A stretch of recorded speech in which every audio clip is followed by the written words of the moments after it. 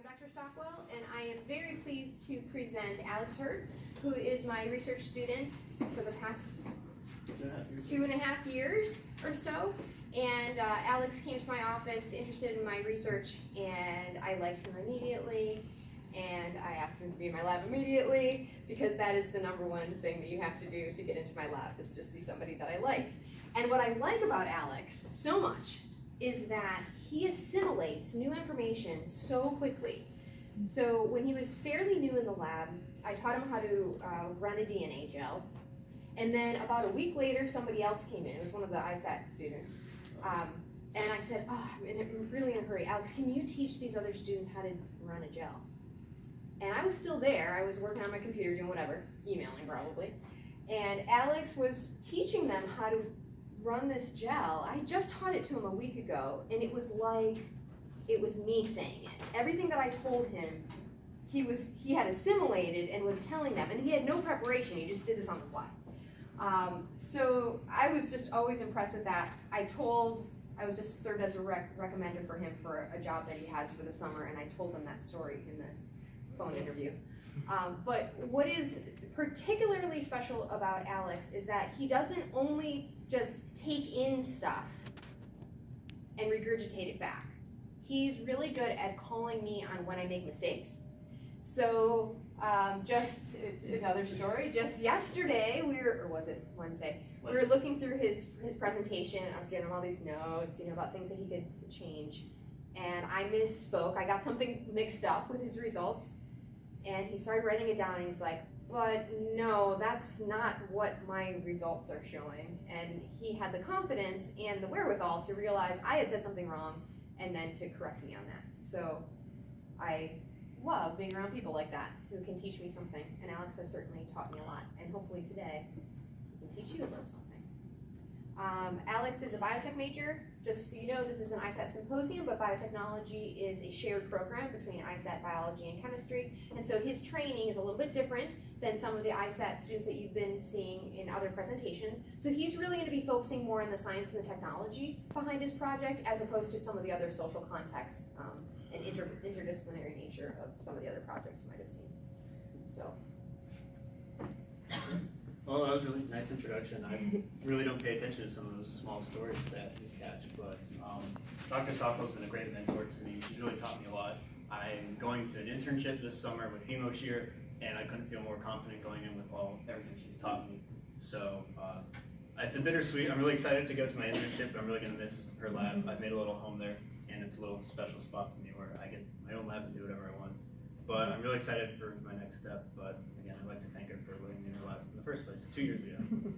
So the title of my thesis is Structural Functional Analysis of Figue and Fue in Brederozobium japonicum. Yes, that is a mouthful.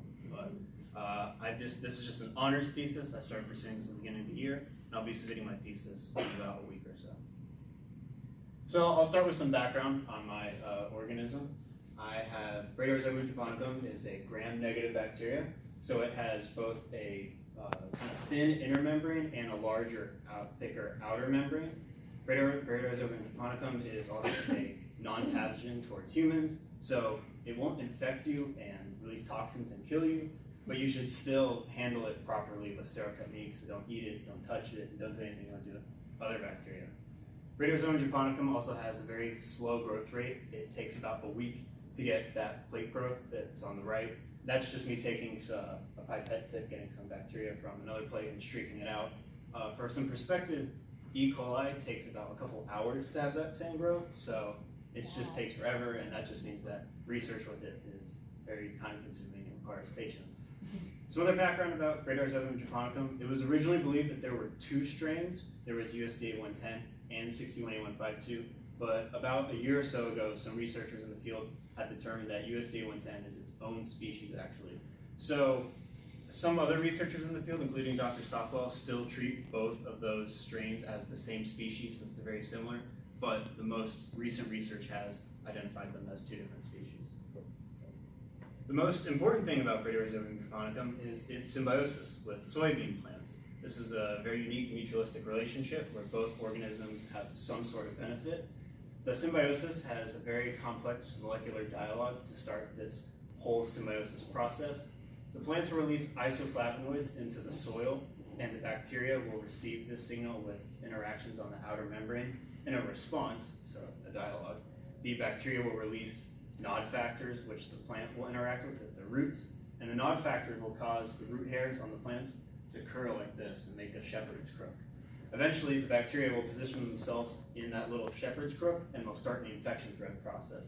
The infection thread will lead into the second lining of cells. These are called cortical cells, and the nod factors that are released by the bacteria cause the cortical cells to undergo rapid mitosis, and this produces nodule cells. So those are like the purple guys in that figure right there. And what happens is the bacteria will eventually fixate themselves inside the nodule cells and help develop the nodules that you see to the right. Once the bacteria are in the nodules, they will fixate nitrogen into solid ammonia, which the plant can use as a nutrient, and in return, the plant provides a safe environment for the bacteria to grow and survive. So again, this whole concept of benefiting each other, rubbing each other's back, and this rare symbiosis that occurs with soybean plants. Two proteins that have been identified in this whole symbiosis process are FIGA and FUE, proteins in my title. FIGA is found in 61A152, and FUE is found FIGA is found in 61A152.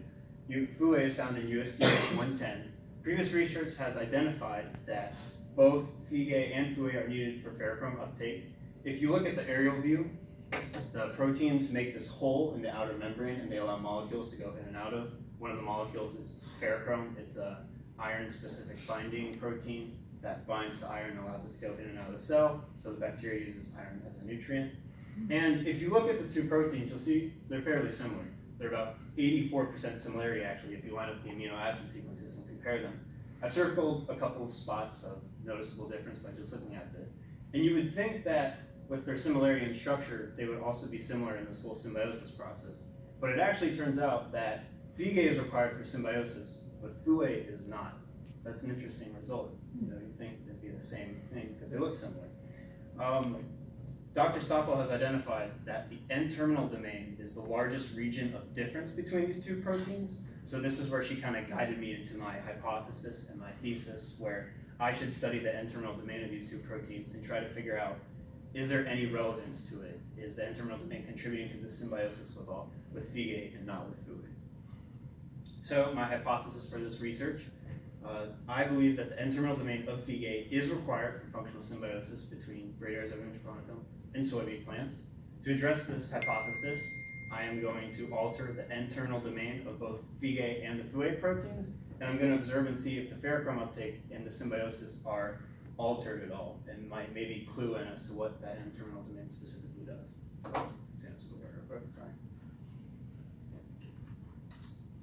So I kind of want to outline my steps of research. The first bit is that I have to make the N-terminal domain constructs. Dr. Stockwell actually made those for me and provided to me, but I'll go into those in a second. I have to do a mating to complement a FIG-AB mutant. A FIG-AB mutant does not express the FIG-A or FIG-B genes, so there's no FIG-A protein in this mutant. I'm going to complement my construct in them to have a new mutated N-terminal domain being translated in this bacteria to potentially study what's going on. I have to confirm my new mutant clones with PCR to make sure I know what's going on in the DNA inside those clones. And then I'm going to test them on plants and iron uptake and see what's going on. So first I'll talk about the knock-ins. At the very top, you have just the normal wild-type 61A152 FIG-A operon, simply a promoter, the FIG-A gene and the FIG-V gene.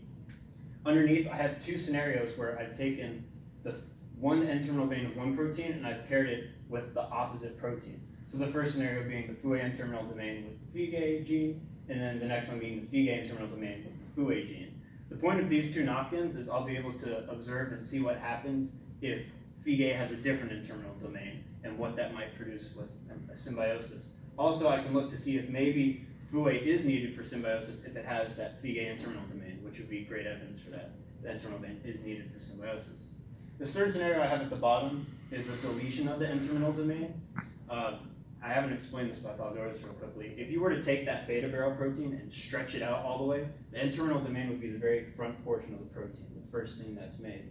So in this scenario, the middle portion has been deleted. So now I'm looking at a FIG-A protein without an N-terminal domain. This scenario might clue into some key results about what happens with Figay if it has no N-terminal domain? Can it go through symbiosis or not, and can it utilize ferrochrome? Before I dive into the trichromatic mating in the first part of my results, I want to explain a simple concept. The knock-ins are found on a plasmid, which is a circular piece of DNA. What will happen is when the plasmid is near the genomic DNA of the Figay B mutant, the plasmids have similar regions of DNA to the genomic DNA, and there will be a crossover event where the plasmid will integrate itself into the genomic DNA. Once that integration has occurred, the Figay B mutant has been complemented, and now my mutated protein will be expressed in the mutant clone that I've just created. So when I'm explaining trichromatic mating in the next slide, just kind of get this idea that there's a crossover which allows the DNA to integrate into the genomic DNA of the Figay B mutant. So the first step is the trichromatic mating. I did this where I have 3 strains of bacteria and I mix them together. I have my host strain, which is the Fig-AB mutant. Again, that's the mutant of Bradyrhizobia japonicum that does not produce Fig-A or Fig-B protein. I have the helper strain, which has a PRK 2013 plasmid. This is an E. coli strain. This plasmid just helps with the transfer process of the plasmid into the host strain, so it's just needed for help. And then the third strain I have is an E. coli strain, which has a plasmid that contains my knock-in of interest. So I have 3 separate E. coli strains, each one having its own one of the 3 scenarios that I mentioned previously. So in the mating, the bacteria will form these little sex bridges is what we call them. The technical term is conjugation. What will happen is when these sex bridges form, the plasmid that has my specific knock-in will transfer from the E. coli strain across into the Figay B mutant strain. And then, the slide I said earlier, homologous recombination will occur, and the plasmid that has been transferred will integrate into that genomic DNA, and I will now have a new mutant clone of Bradyrhizobia japonicum. The results I got for this were actually pretty great. I had all 3 successful knock-ins create new mutant clones of Bradyrhizobia japonicum. I had a couple clones for each, so this was a real promising result, although it took about 4 or 5 tries to do. And the mating can take about 2 to 3 weeks, so very time-consuming. Caitlin knows a little bit about that. She's also one of Dr. Stockwell's research students. But I had great results for this first portion. Before I went ahead and moved on to an implanta assay and got some physical quantitative results, I had to confirm that the knock-in actually occurred in the homologous recombination. So the easiest way to do this was PCR. For those who don't know what PCR is, you have a template DNA, it's a region of interest, and you have these specific primers that flank your DNA of interest. When you expose this mixture to a polymerase, it'll make a bunch of copies of that DNA that you use as a template. So usually in a PCR, you can go from 1 strand of template DNA to a couple million copies. This makes it very easy to image this on a gel and confirm with expected sizes to know if that knock-in occurred or not from the mating. The results I have over here, the image, the lane on the far right is what we call the ladder. It is a mixture of known fragments of DNA which make a ladder of bands on a gel. And since they're known sizes, you can compare this with your test results so that you know what sizes of your DNA were produced from PCR. The first lane I have next to the ladder is my test for the first crossover, and this is the test to see if the knock-in actually went in and integrated into the genomic DNA. I have a faint band I've circled in red, so hopefully you can see it. But this faint band is a good sign. It means the knock-in occurred. It's at about 1,400 base pairs, which is the expected size of the DNA fragment. So that was great. The lane next to it is a test for the other crossover that can occur in homologous recombination. This crossover will not produce any functional protein because it's interrupted by a streptomycin resistance cassette that's used to create the Figay mutant. But if you can see, there's no solid band in that lane, which is great. This indicates that the second crossover didn't occur. The next 2 lanes are positive controls. Those didn't work as well. Usually in a PCR, you want to have nice bright bands for positive controls to confirm that the PCR was set up correctly. However, Dr. Stockwell and I agreed that this band in the first lane was too good to ignore and that I should have continued on with my research. And then the last lane at the end is just a negative control. You don't want to see anything in there, and there's nothing in there. So that's good. It's no signs of contamination. I do want to point out that I only got the 3rd scenario, the Figay N-terminal domain deletion, to produce good results for the genotyping. The other first 2 scenarios with those N-terminal domain swaps didn't have good results, so I did not move on with them for my other assays. So the next thing I did was an implant assay. For an implant assay, what you do is you take soybean seeds, you clean them up, and then you inoculate them with your bacteria of interest. And then you place them in these sterile environments we call Leonard jars. Leonard jars have a sterile soil for the seeds to grow in, and they also have a nitrogen-free solution that provides nutrients for the plant. The reason it's nitrogen-free is so that it encourages plants that have utilized this symbiosis to get nitrogen. They'll outcompete the plants that don't utilize the bacteria, and this will just help me for observing nodules more. So it's just kind of hedging my bets and helping myself with the odds. The results I got for this assay were actually pretty good. My mutant clone produced these nodules that are very dark, small, and non-functional. We know they're non-functional because when you break up the nodule, it's dark and brown and very tiny. The wild type nodules that I showed you earlier, when you break those apart, they're nice and bright and red, and that's a clear sign of nitrogen fixation. The graph I have over here is just an analysis of the average nodule count per bacteria strain. I have the wild type here on the left, I have my new mutant, the N-terminal domain deletion in the middle, and the FIG-AB mutant on the right.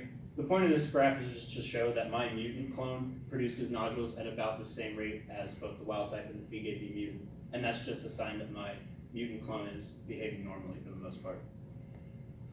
Next, I decided to do a ferrochrome utilization assay. As I mentioned earlier in my presentation, FIG-A is mostly used to allow ferrochrome and other molecules in through the outer membrane, and bacteria use ferrochrome to take iron in as a nutrient source.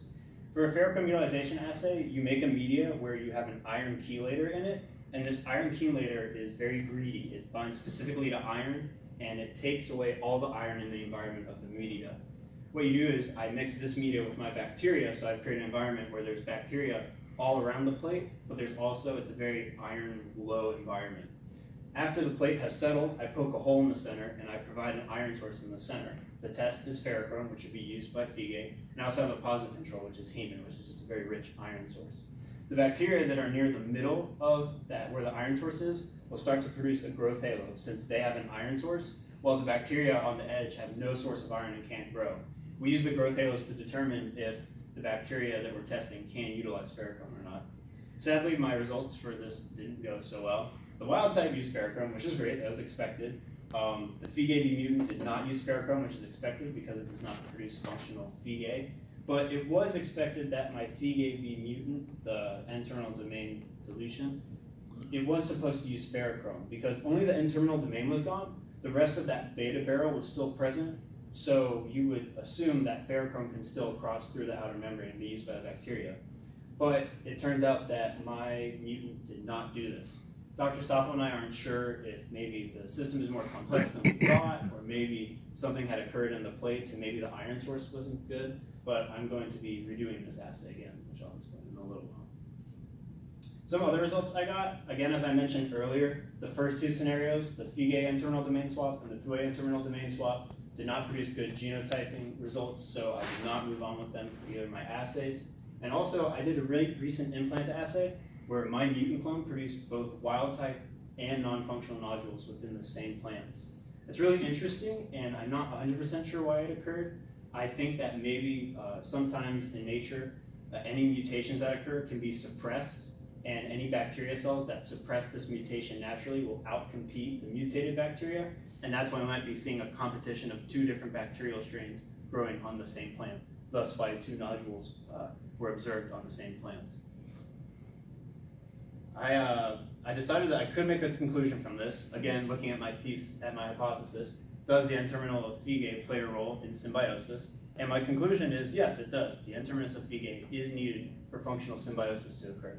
Now, again, this is based off of some limited results. This is still a work in progress, but based off of what I've seen with my deletion of the N-terminal domain mutants so far is that yes, the N-terminal domain of FIG-A is needed for symbiosis.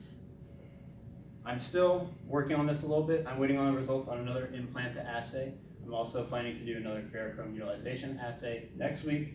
I was going to do it today, but all my media was contaminated, so I have to make more this weekend on Saturday and Sunday. Very excited. But I'm hoping that with these two assays still going in progress, that eventually will produce more concrete results which will help support my conclusion. Some future work that I definitely want to consider, I for sure want to go back and analyze the first two mutants, the ones with the N-terminal domain swaps. I really hope that maybe in the future I could get some good genotyping results that prove the knock can actually work, and probably a future student, maybe Caitlin, we'll see.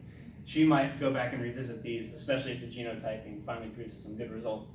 I'd also want to go back and work with my mutant clone, the deletion of the internal domain, and maybe redo some assays, do some triplicates of each, and again, just get more concrete evidence that can support my conclusion. I'd like to give some quick acknowledgements real quick. I'd like to, again, thank Dr. Stockel for allowing me in the lab. I really appreciate it, and I've learned a lot over the 2 years, and she's been a great mentor. I'd like to thank the ISAT department for letting me present today, and I'd like to thank the Honors College for allowing me to partake on a thesis on my senior year, which is usually a little late, but I guess I'm a special exception. I'd also like to thank a couple of people that are here today. My lovely girlfriend Lily has been a big support through all of this, and my mom and my grandfather have come all the way from Northern Virginia to see my presentation. And my grandfather was actually one of the first people that got me interested in biotechnology back when I was in high school. So I owe a lot of where I am today to him. Oh, no, that. And that's my presentation, and I'll open the room for questions now.